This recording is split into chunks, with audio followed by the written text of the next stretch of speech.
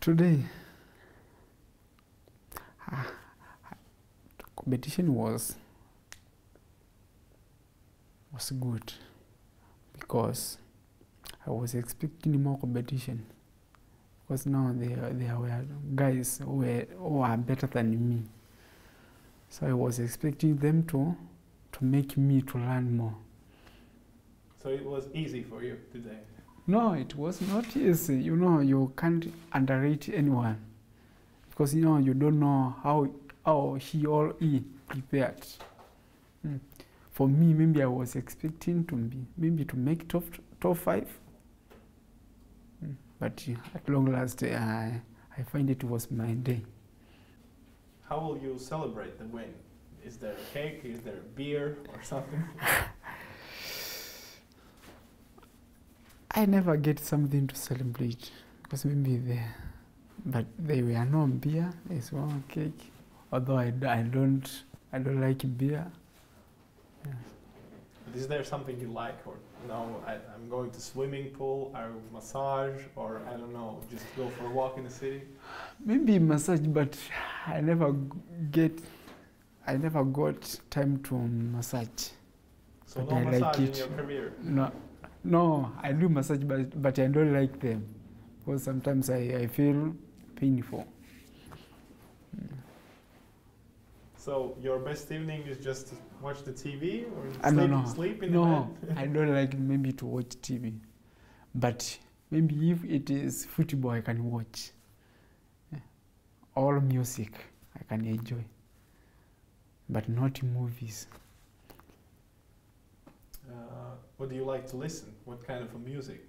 Music, maybe I listen maybe local music. You know, I do that because maybe my background was very poor. That's why. Tell me about your job. What are you responsible of, and what do you do?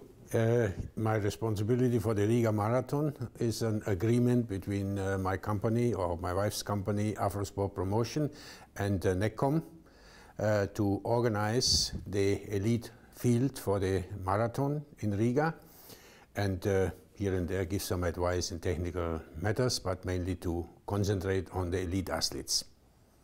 So how do you get the elite athletes? You contact them or the Yeah, countries? I mean, I'm basically a manager myself. Next to my real job, my job is what you call a teacher or professor at the university in Heidelberg, but I'm on pension. I'm a pensioner at the moment. So I have more time, more free time to do something like organizing meetings, and this Riga is one among others I'm organizing.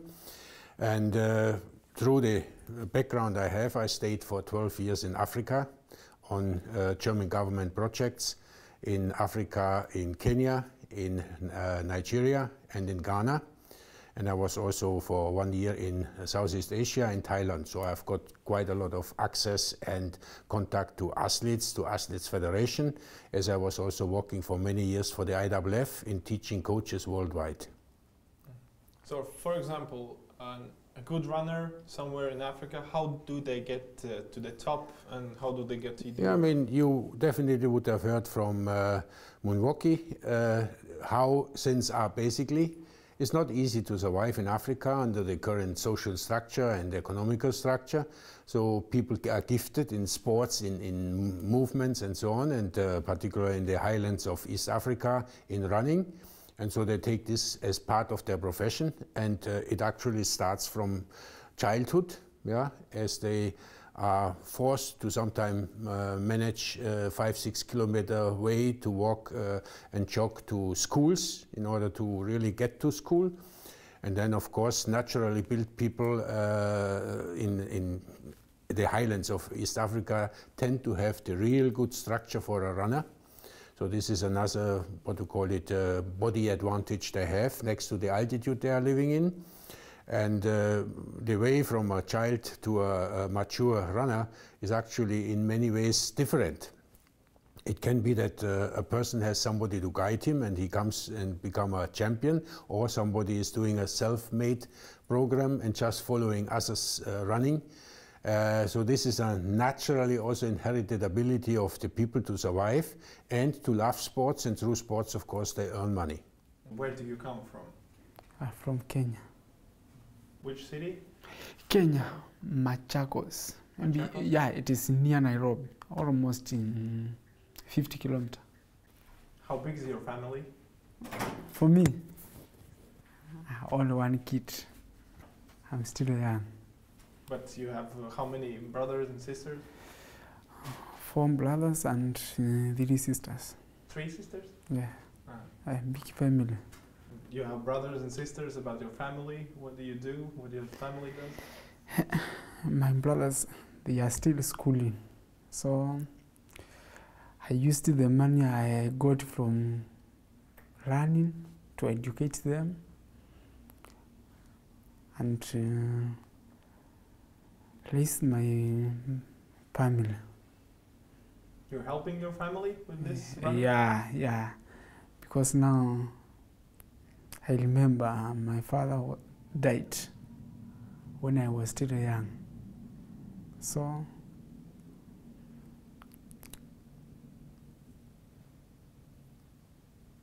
I worked hard in running so that I can manage to feed them, to feed my mom and the younger brothers and sisters.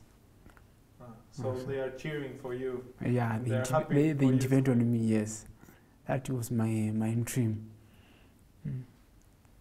But do they know that you won today? No, because now maybe they don't use internet. But maybe they will know after I go back to Kenya. Oh. Okay. But maybe they can go to some place and look in the internet and search for this, or you will come to your home as a surprise. Oh, maybe they don't use internet, so they will wait me until I tell them, I inform them. Tell me how you will go back home. You will buy flowers, you will buy cake or something. What will you bring home? Maybe I will find something good, but it depends. If I have money, I will do something to them. But for now, I don't have money because I spend my money to pay school fees. And you know the race is not paying cash, so they will wait. Yeah. But this is your first win in the marathon? First one. First win? First time, first place? No, I won last time, October, in Germany. A good time. That is why they invite to come to run here. You have been in a lot of races and marathons. Yeah. Are there some interesting things that you have, I don't know, with the athletes that maybe they go and sleep in the room and don't wake up to the marathon or something like that? There are 1,000 stories I can tell you. We can talk until tomorrow night. Yeah. Yeah. So I'm only worried about my athlete getting up in the morning here and be ready for the start, because time does not mean much for African athlete. You know, they are not trained like that. They are emotional people. They actually do what they feel like, and if they come into a certain frame of time system, sometimes they are pressurized, yeah, and they really have to get used to that, and they are not used to it at home. Mm-hmm. That's one of the things, that they don't look in the clock. Time means nothing. Yeah. And about your childhood, how did you start to run?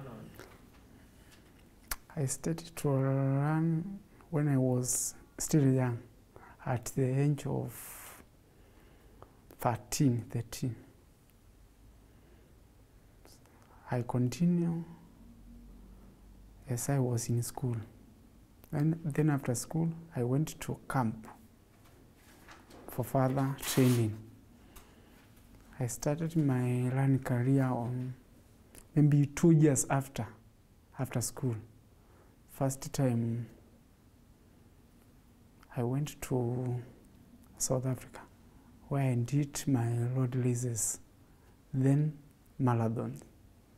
After that, I managed to come to Europe, where I did some road races, thereafter marathon.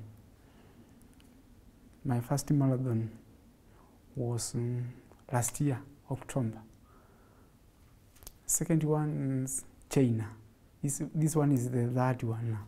Third one. Yeah, in Europe. Some more interesting things about communication with them, or? No, I mean, sometimes I, let's say, appreciate the fresh and unspoiled ideas of people when they come to me. Can you borrow me money? I want to buy this and want to buy that and so on, not knowing that the value of money. But they have something in mind, like they want to buy a cow or a piece of land, and they have not yet copied it, but already they are asking, can I get advance? That's something also very regular.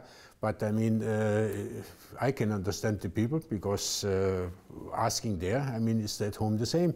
If they need help, they are in their society, they have friends, they have partners, they have relatives, and they are helping each other. Yeah? And so if you are working with them, you are one of them, you are a friend of them, and they ask you openly, can you help me, can you borrow, can you do that? Yeah?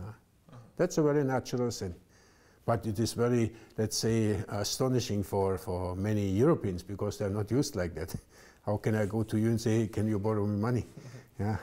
For example, as he said, they don't use internet at home. How do you communicate with them? For example, there's in Riga marathon. How do you get those you will be surprised. Most of these people have got nowadays all mobiles, because otherwise it is impossible to communicate with them. Coming to the visa part, yeah, there are visa regulations at embassies that these athletes must apply by online check-in for a date. Who has got a laptop of them? They have got a mobile. Yeah? And so how do they communicate? I mean, all these requirements are disturbing the system there. They should either say, okay, let them communicate, or call us, or send a fax, or anything simple, not just say make an online booking. Then sometimes these registration forms are very complicated. Yeah? So it's something difficult. And we communicate with their managers, and then they have a system how to communicate with their athletes, or we communicate with the athletes direct, because most of them have nowadays WhatsApp or even Lane, yeah, or Facebook, but I'm not on Facebook, I'm making it on other media. Yeah, and so this is the way we communicate, and still telephone. And why running? There were football, soccer, basketball, a lot of sports, but... The time I was in school, I was confused, because I like football. I was playing football. Then I changed now. I realized that is not my career. Then I changed to athletics. I concentrate on learning. But I like mostly football. And why not football? Yeah, I can play. But not professional. But not professional. Why not? Why? Why not? Not so good in football, better than running? I like football, but I can't manage. Which is your favorite football team in the world? Team, Manchester United. Why? Because they are doing good performance in England. They win many cups. That's why. What is the hardest part in your job? The hardest part in my job is currently for Riga concerning is the fight with visas for athletes and the fight with flight tickets. That's my hard job. The other thing, to cooperate with athletes, to recruit them, to contract them and so on, that's something in a mutual way we agree very often, but then there are hindrances, that very high expenses of tickets, which we effectively cannot match in our budget, or we have problem with receiving late visas. Just recently for this meeting, we lost 2 people because they got yesterday the visa, and yesterday, Saturday, to fly around 8-9 hours to arrive in the night, and next morning, 5 o'clock, 6 o'clock, get out and run is impossible. This is inhuman, so we had to drop them. It would have been another nation, Morocco, at start, but unfortunately we could not have it due to such a case. And this is actually the hard work, I call it, but actually it's not only facing me, it's facing many, many organizers worldwide. And the problem is that we have to fulfill regulations according to the IAAF, which means for our pros label, we have 4 different nations with 5 nationalities and athletes in women and men field with a certain standard. So this is for the pro standard, the lowest part at the moment, but Riga, with its capacity and the beautiful organization they have, will definitely aim on a silver label. And I'm sure if they move up with some kind of finances, we can definitely get a silver label requirement for the athletes as well. Was there a surprise when you first came to Europe to see the world? First thing, the way the weather looks like and how the country is good.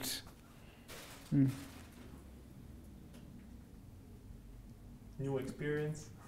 Yeah, I experienced a lot. Even I play, maybe one day my countries look like that. About the food? Food, yeah. Because now if I compare food with that of my country, they are better, they are good. Do you miss home now? Yes, I miss home because I want to do my things and to train. When will be the next practice for you? Maybe I will relax 2 to 3 days, then I start again. And tell me about your practice. How many hours do you run per day? Maybe morning I do 20 kilometers. Every day or no? Yeah, every day. Then morning section. Then evening I do maybe 12 to 13 kilometers. And fast or normal rhythm? Medium. Medium. Yeah, medium. Any other specifics of the practice or just running? Maybe I change the program. Maybe when today is medium, maybe tomorrow I can do speed work. Then after that, medium again. Then the next speed work. How many athletes do you have in your company or in your view? No, we are actually all year round company. We have got track athletes, we have cross country athletes, we have road race athletes. So all together we have around 12 German athletes. We have 4 from Botswana, we have 3 from Nigeria, we have 2 from Tanzania, we have 1 from Ethiopia, and we have around 20 from Kenya. Yeah. And then we have national team from Korea athletes and from Thailand, which are offered by National Federation. We help them with meetings and so on. What do athletes ask from you? You are as a manager also for them, yes? And differently, you know, when I was a coach, and I stopped coaching 3-4 years ago because I really want to go down with this since I had athletes who came to me because they wanted me to coach them. Yeah, I was 5 years head coach in Kenya, and I've trained 500 coaches in Kenya. So many coaches are coming back to me and say, Walter, can you take this and this and this? But then they mean also that I continue coaching them. But I have stopped. But before I was doing it, and I had quite high international ranking and Olympic and world champion athletes among our group. You were long distance runners, or myself? I was a decathlete.